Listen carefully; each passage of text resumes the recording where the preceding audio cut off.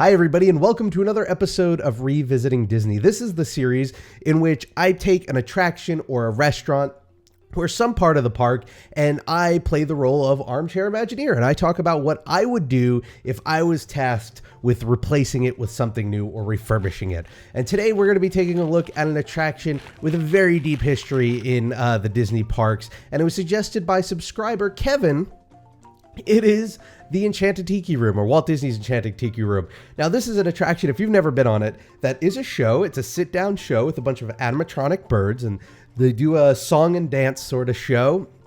Has great history because this was an attraction that Walt worked on, and it was towards the very, very beginning of the concept of audio animatronics. Birds were sort of a perfect animatronic to start with because they were small, and because the way birds sort of moved, like very quickly and mechanically, just sort of matched up with the technology of animatronics at the time, so it was just a good pairing. Now, over the years, it's gone through a couple of changes. It's gone under new management. It's like I want to say like 10-minute show or so, and then you walk off on your way. There's not a lot of space there, so if you were to revisit it, we're not talking about putting in a whole other attraction there. It is a tiny area to work with, so that's something I'd keep in mind with revisiting. And what's interesting is my idea for revisiting isn't fully my idea. It's actually the idea of somebody else, and it's an older idea. And what I'm saying is it's actually the idea of Walt himself. Now, you see, when the Tiki Room was first created, it wasn't initially designed to be a sit-down show. It was actually originally planned to be a sit-down dinner and show. It was going to be a restaurant. Now, the problem with that, and the reason why they ended up not going with that, is because making it a dinner show would have really slowed things down. You know, people sit down, they eat, it takes a lot longer than a 10-minute show, and especially when you have something like this where, animatronics are so novel at the time and they're such a big draw, you're going to have people who are just going to stick around. So as a result, they ended up scrapping that idea and just turned it into a regular sit-down show. Now, take that, and also take the fact that today this attraction just isn't very popular.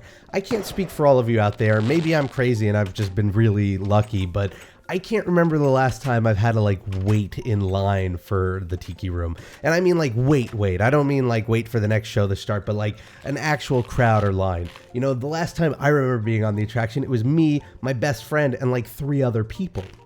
It's just not very popular. Back then, it was very important to keep that sort of crowd flow in mind, because you got to remember, this was a time where, the Magic Kingdom didn't have Space Mountain. It didn't have Splash Mountain or Big Thunder Mountain. There was no Epcot or Animal Kingdom or Hollywood Studios to sort of spread out all of these crowds and ease demand. But today that exists, and today the Tiki Room is just not really a crazy popular attraction. But rather than revamping it in a way to turn it into a crazy popular attraction, why not embrace that and go with Walt's original idea, turning it into a dinner show, clearing out that center area, putting a couple of tables. Obviously, it couldn't accommodate a ton of people, and, extending the show a little bit, maybe 10, 15 minutes, longer, so it's a good half-hour experience, and turning it into a tropical dinner show as originally was intended. I think that'd be really interesting because, one, it would put a nice sit-down location to sit and eat in that part of Adventureland. It has these roots with Disney history that I think would be really interesting.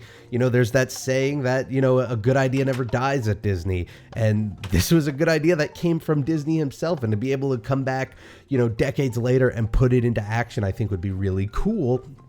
I think it's something that the hardcore fans would really enjoy, and then the people who have been skipping over it, they'd either have a incentive to go, whether it's to eat or just check out the show, or they just continue to skip it, and you don't have to worry about that low, crowd flow going through the attraction. Now, that's one way you could approach it if you wanted to keep it the same Tiki Room theme. I think another more obvious theme that you could toy with is the upcoming Disney movie Moana, right? It features the, South Pacific, this first, South Pacific princess in the Disney princesses. And that sort of has a close tie with the whole Tiki theme. And it would be a perfect way to keep the theming similar and keep it relevant to Adventureland, but also tie it into a new property that I'm sure, Disney and Bob Iger, they love to tie these things into, new properties and sort of drum up interest in those properties. So I think that's one way you could go about it too.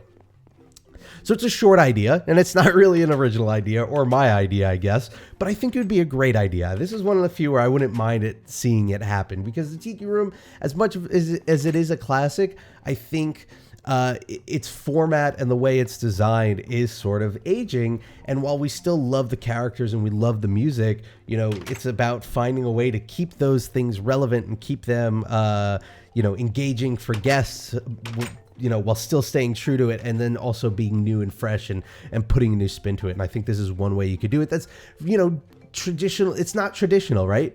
All the other revisitings I do, it's turning one ride into another, or one show into another, or one restaurant into another. But this is turning a show into a restaurant. And so that's something I think it would be fun to do. Anyway, if you have an idea for what you think should happen to the Tiki Room, be sure to let me know in the comments below. And if you have an idea for what you'd like to see me revisit next, also be sure to leave a comment in the comments below. You could also let me know on Twitter. I'm at RobPlays, and we're going to do something fun today that I finally get to start doing, and I hopefully will be able to do more of. And this is something that I've always wanted to do because I grew up watching Mystery Science Theater, and this is something that they always did at the end of their videos.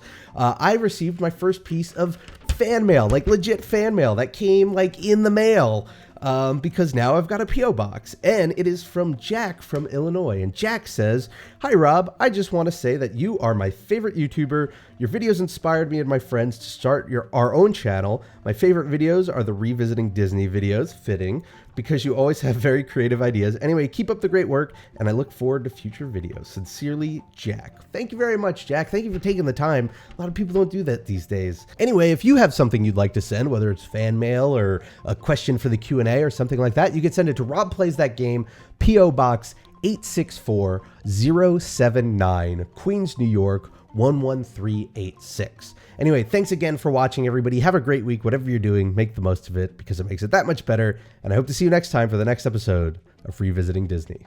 Bye, everybody.